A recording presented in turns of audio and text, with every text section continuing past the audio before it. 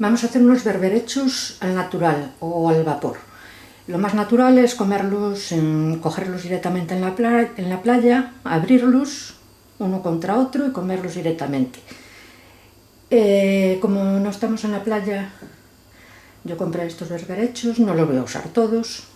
Llevan varias horas en agua con sal para que suelten las arenas y simplemente con el agua que va a ir a la sartén para abrirlos va a ser suficiente para que se abran y que queden estupendamente.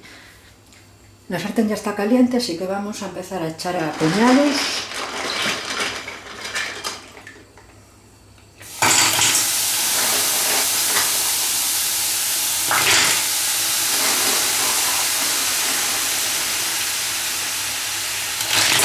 ¿Ves? Con el agua que suelta ya es suficiente.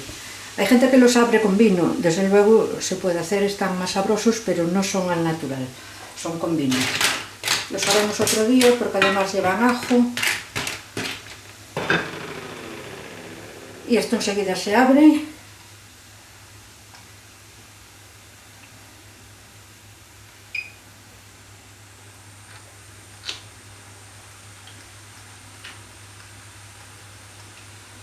¿Ves cómo se van abriendo?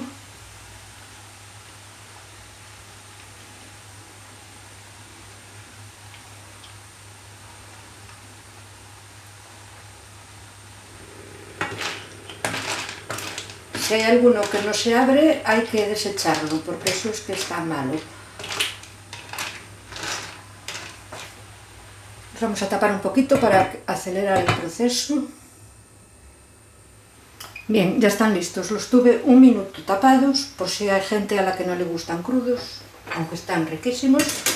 Y ahora los retiramos.